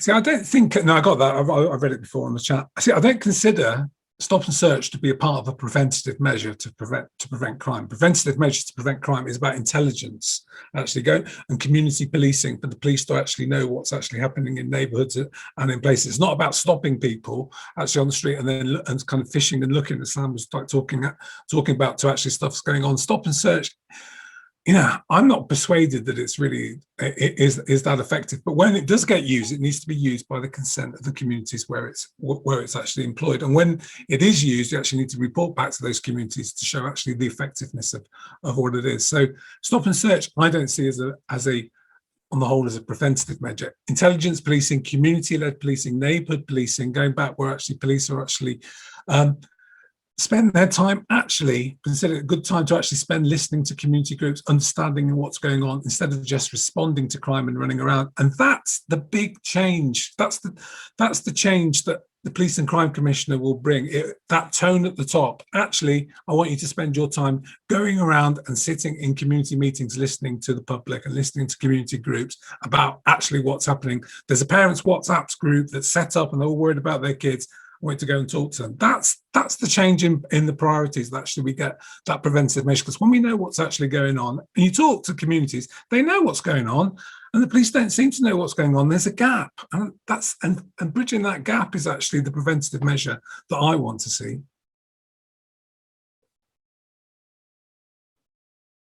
Thanks so much, Philip. You can let Sam have some as well, So. You're really earning your money tonight, Philip. There's so many for you. So Michaela asks, do you have a course of actions to reduce the rate of arrests to Black people in Hertfordshire? I think actually when I saw that when it came up before, and I'm thinking, well, we're talking about unnecessary arrests, which I suspect is what actually a lot of these arrests actually are. Course of action to actually stop it, I think we need to see the data, don't we? We actually need, when people are stopped and they are arrested, there needs to be proper grounds and everything that are the reason why this has taken place, and actually how many of them actually led to actually a proper charge, and there was actually something there. If we can see the data and we can actually take that data back, then we can actually hold the police to account. Now, one of the things I know is that it's really difficult for the public to hold the police to account. And I thought, well, how can we hold the police to account? And I thought, as the Police and Crime Commissioner, I have the authority to hold the police to account, but I can give away that power and say, I'm going to give you the power to hold me to account, to hold him to account, or her to account, who would be the chief constable, and actually push for the data to be published, because the data's there. Actually, we actually want to see it published, and actually want to look in that community and see, high proportion of arrests of Black people in Hertfordshire. How many of them were actually justified? How many of them actually led to proper charges afterwards? And and if we can actually shine a light on that data, then they're going to have to think twice actually when this is actually done. But if actually they're stopped, if they can actually stand that up and say we've actually stopped all these people because 80% of people were carrying knives, I think, or whatever was actually happening, but actually make them stand up and be accountable for what's actually happening. And I get the feeling that there's kind of the sort of, I've spoken to the chief constable and others, and they're saying, oh, well, we have to do this stop and search. I'm saying, but it's Peel's principles of policing. You need to police by consent of the population that you're policing. And that's what we've actually got to put back in place. And if we can put that back in place and actually make the police accountable and transparent for what they're actually doing, then, I suspect we'd probably start to see a fall in those arrests, actually, because, we can't have soft policing. It's got to be accountable and proper. So Sue's got a hand up. Yeah, I was going to direct that question to Sam, but he's dropped off the face of the earth. He's gone. So perhaps, sorry, I'm taking control. I shouldn't be. Sue? Sorry. A question for you, Sue? Yeah, this is for both. I think Sam's just come back, actually. But how would you address racial stereotyping by the police within the police force?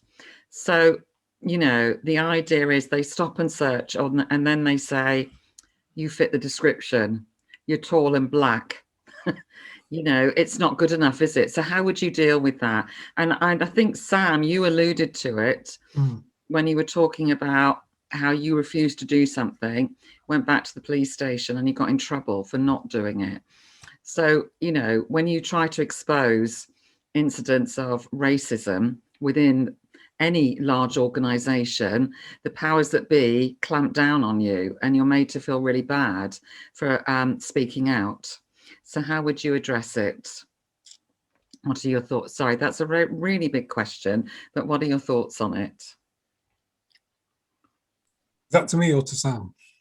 I think Sam's frozen. Have you, Sam, or are you there? Sue, I'm really sorry. I just dropped out of the meeting for about 2 minutes because my internet stopped working. I'm more than happy if you, I think I picked up the last bit, but if you just repeat the first bit, that might be helpful. Okay. How would you address racial stereotyping by the police within the police force?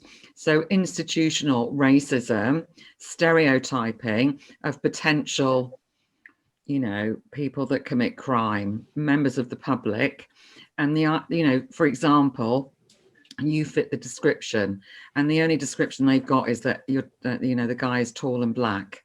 So, how would you address systemic racism within the police force to try to prevent racial stereotyping?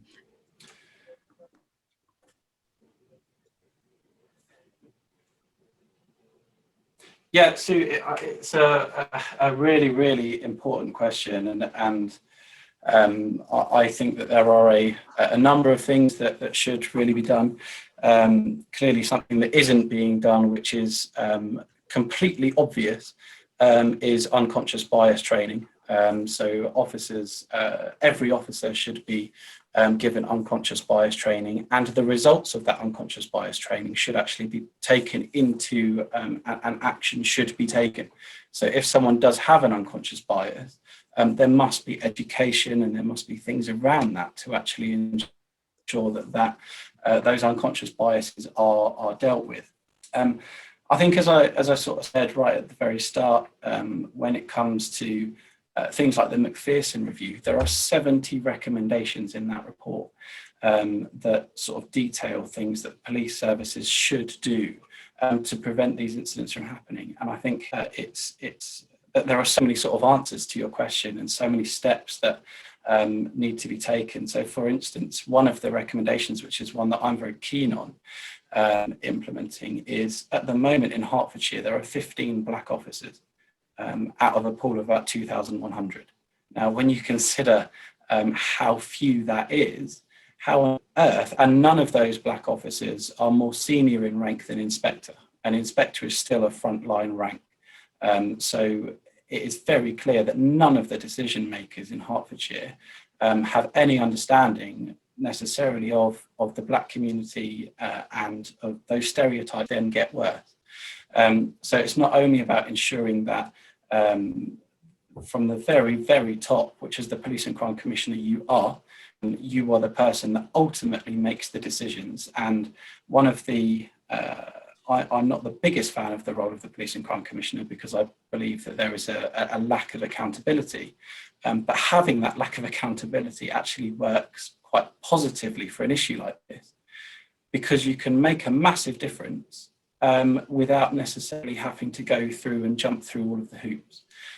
So stereotypes 100% are an issue. And just finally, the final point that I think is very important in something like that is actually strengthening the professional standards department, who are the department that look into issues that police officers do, and ensuring that they are acting in a professional and proper way and what is expected. And I think that is helped and should be helped by mandating body-worn video at every incident that an officer attends. So there's a number of different things that can be done for that specifically. I'm happy to answer the other questions that were posed earlier to Philip if there is time, but unfortunately my chat's just deleted itself, so I can't see them. Thank you for that. Thank you. I don't know if we're going to ask the same question to Philip, or is there another question? I mean, there are a few questions, but I think probably be good to hear from Philip on that one. Yeah, the question you talk about, so really, we could go all the way back to the Stephen Lawrence case back in the 1990s, and that is exactly what that was. They assumed straight away he was involved in gangs and everything like that. And he wasn't the first black teenager to be murdered on the streets, actually. You know, the thing about Stephen Lawrence, his parents were middle-class parents, and actually they were able to actually push and bring the case forward and transform actually the institutional racism we have. But the assumption was he was mixed up in gangs and everything like that, and it's this unconscious bias that Sam talks about that was there in the police. They assumed that he must be, and they've gone through and investigated this. And it remains a problem, and the number of black police officers in Hertfordshire is really low. And how the public are the police and the police are the public. We haven't got that in Hertfordshire, because actually the balance isn't actually there. The number of black officers isn't representative of the population that we've actually got in Hertfordshire. The problem is they say, oh, we need to work harder to recruit black officers. You shouldn't have to work harder. Black officers should want to come forward and join the police, actually, if they see it as representative of them on their values. And that's part of the work we've got to do. And I looked at the police and crime office of the police and crime officer.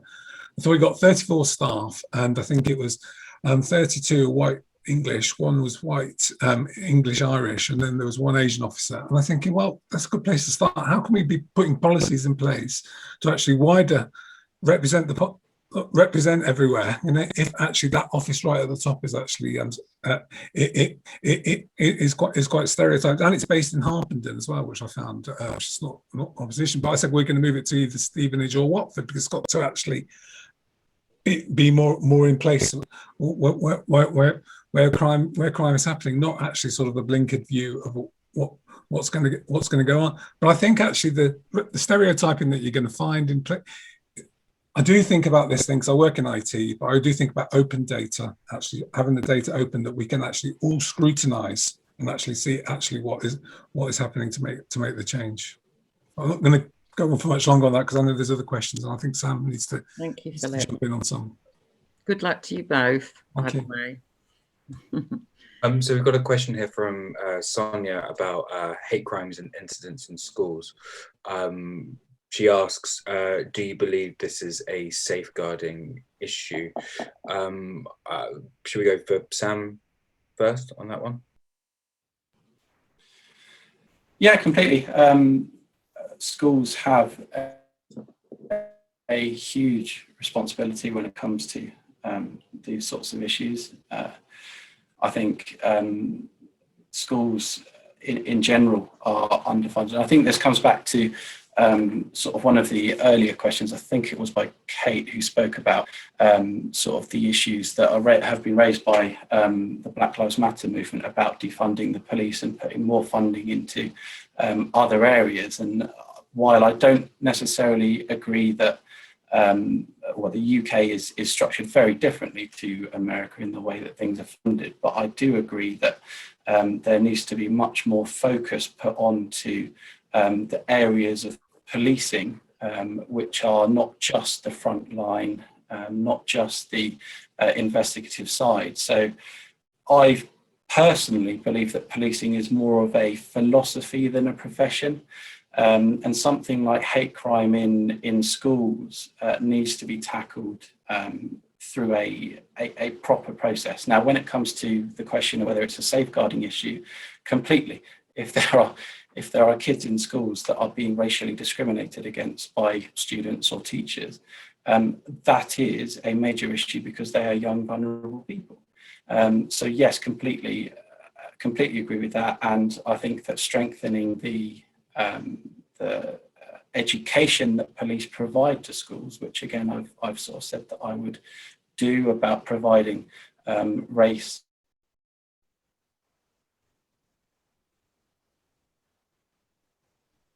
Oh, it's frozen again.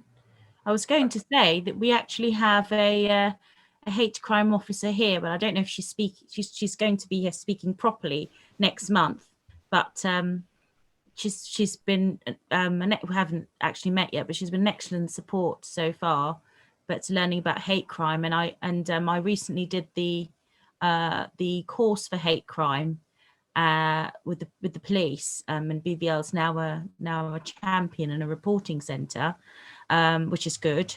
But I asked the question about in schools, about kids, hate crime in schools, and there seems to be not much protection there. It seems to be protection under the school's own policy. However, it was reiterated that if a parent did feel that they needed or wanted to report to the police, they could do if they needed to. It doesn't just because it happened in the school, it's not a hate crime or it's not in their jurisdiction or whatever. You can still report it to the police.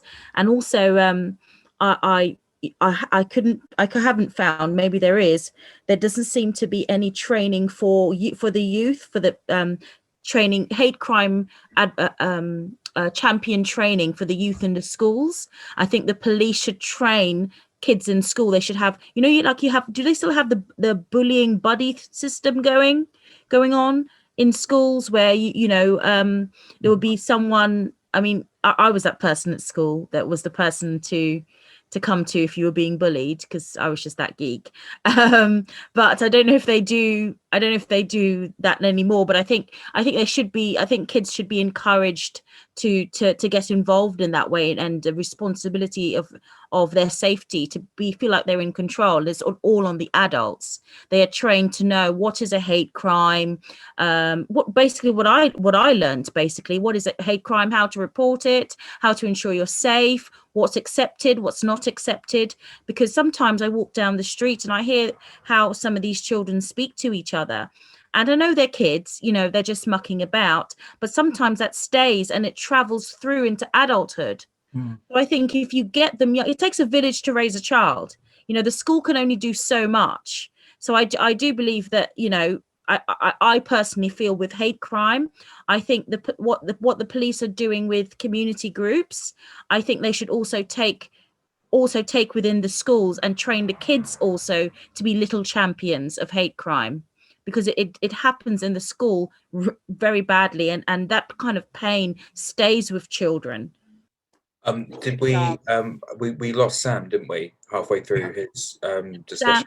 Sam, do you want to finish off? Sorry.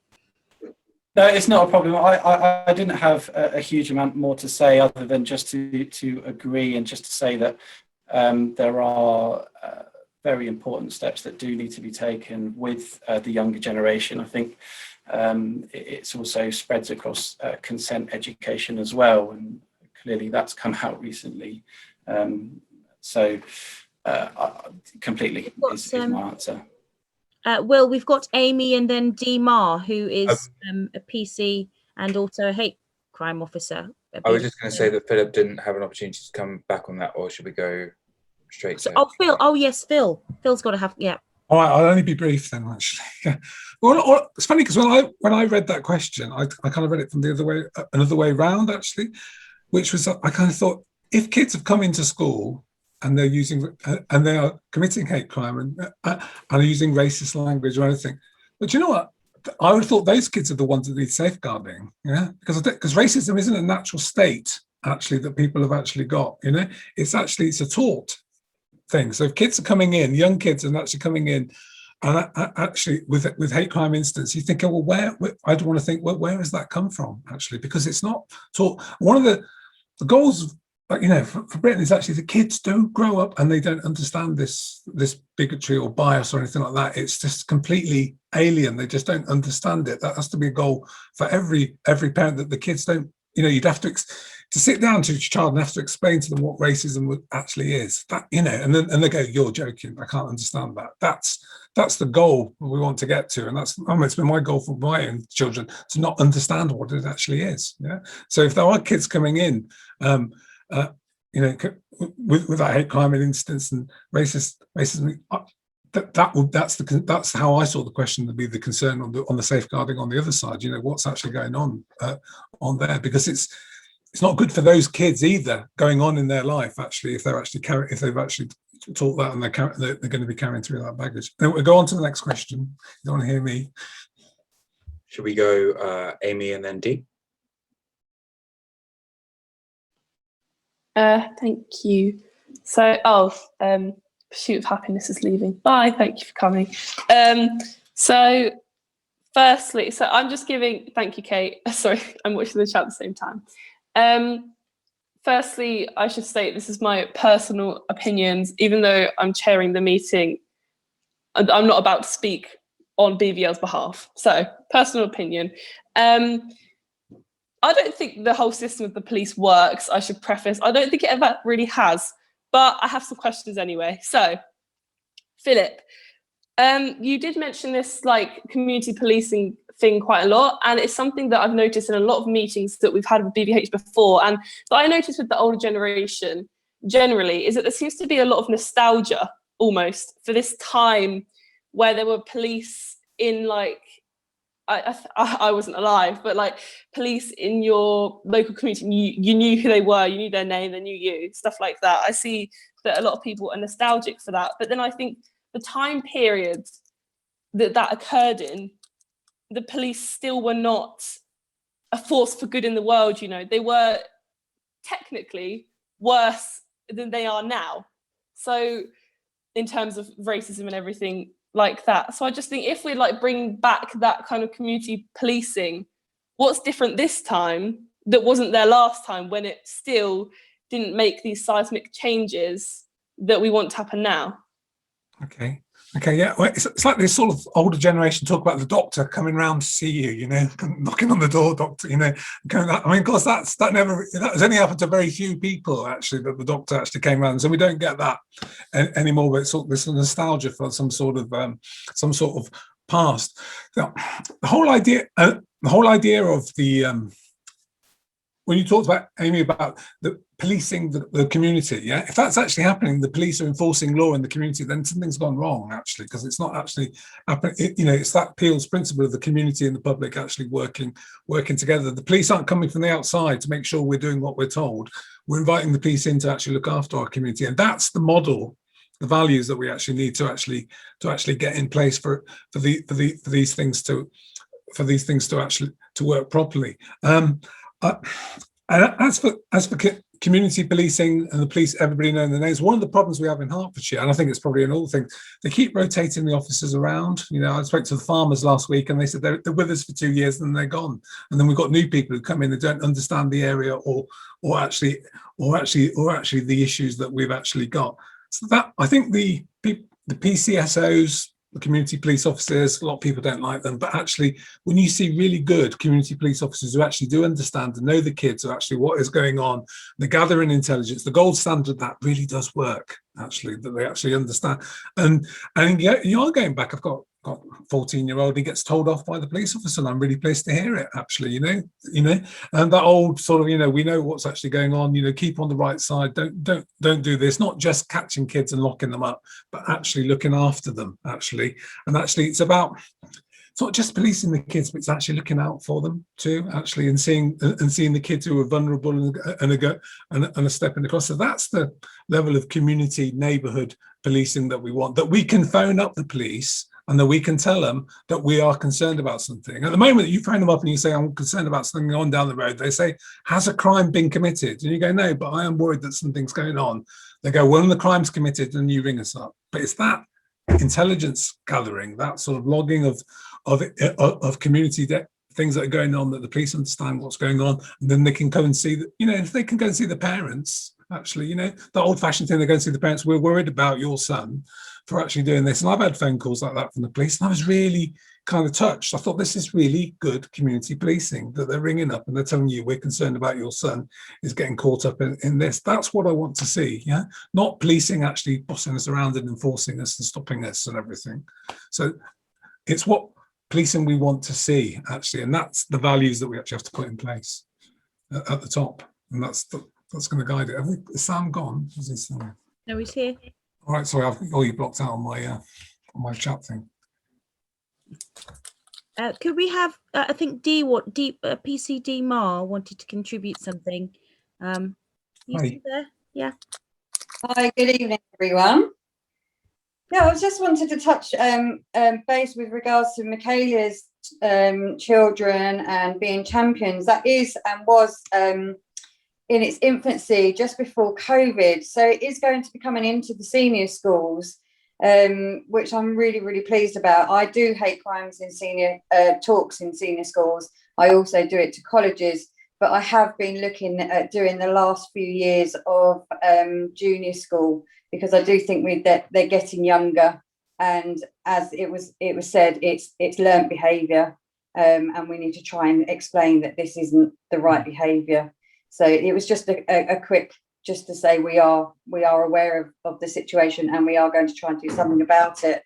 I have done a hate crime presentation for you all, and then I guess that I can take any questions on the occasion when I'm going to be doing that. But yeah, if anyone wants to ask someone prior to that, please don't hesitate to ask Michaelia, and she can always forward those questions on to me, and I can see if I can help. There was just one really, really quick last one for Philip about where we can find his manifesto. There's a link for it, and to check up onto the thingy, what's it, doodad. I'll paste it into the chat, shall I? Or I'll send it to Michaela if not. If you paste it into the chat, that'll work. Thanks. Amy, did you have another question? Yeah, we don't have very long left, but I will just squeeze it in. This is, I guess this could apply to Sam or Philip, because you both mentioned it. So I also, because we were talking about the fact that there's only like 15 Black police officers in Hertfordshire, and they don't rank like as high as, I don't know, the high ranks. I don't understand the police that well enough to know that, but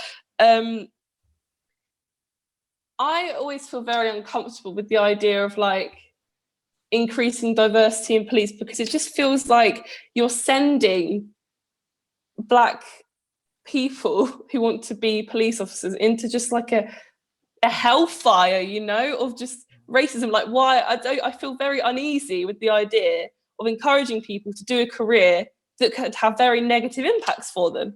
So I'm just thinking, are there any policies in place? How, or do you have any plans, I suppose, to make the environment of the police better for Black police officers, rather than just saying, like, we need you, if you get what I mean? Because otherwise it just seems very superficial and just something that kind of looks good. 1 minute for him to answer. Sorry, Kate. I'm happy to go first if you want. It is a very interesting point. I think one comeback that I would say is, which company in the country is fully accepting of Black people? You look at the FTSE 100 companies, how many Black people are on the board? How many people are in leadership positions in some of the biggest companies in the country? And yes, there are issues within the police, but I wouldn't like to describe it as a hellfire. I think that's a little bit too far, but I would say that there are issues that do need to be tackled. Some of the things that I want to do are sort of implement forums which actually listen and provide policy and changes to the way that things are done. I think, as I sort of mentioned slightly earlier, is as the Police and Crime Commissioner, you are in charge and the buck stops with you. So if you feel that there are issues that are being reported to you, then clearly that needs to be dealt with and done properly. And something that I also mentioned earlier was strengthening the Professional Standards Department. Recently, it was found that if a complaint is made against a police officer, it takes about 200 days for that to be investigated and for a conclusion to come out. Clearly, complaints are not just made externally, they are also internal. So if a Black person is being discriminated against in any way as a member of staff or officer, then they should feel empowered to raise that and to report that to the Professional Standards Department, who should investigate it properly and appropriately. I think, again, it comes down to the specific training and the culture changes that do need to occur within the police. As I say, there are, or I will be setting up sort of forums to ensure that I sort of tackle those issues. It is difficult and it will take time. And clearly there are concerns that just recruiting those people is not necessarily going to answer that. But I would say that that is an issue that's going to happen anyway, because so many police officers have been cut. The vast majority of the police force is inexperienced, and that also needs to be replicated in terms of how Black people are treated and how that culture change Sam, occurs. I just want to say sorry to interrupt you. I just want to thank Dr. Winston Morgan for coming, and thank him so much. I'm sure we've all, thank you so much, and hopefully we'll have you again the next time we have crazy questions. Thank you. Bye. Sorry, Sam. Yes. No, it's fine. I was pretty much wrapping up there.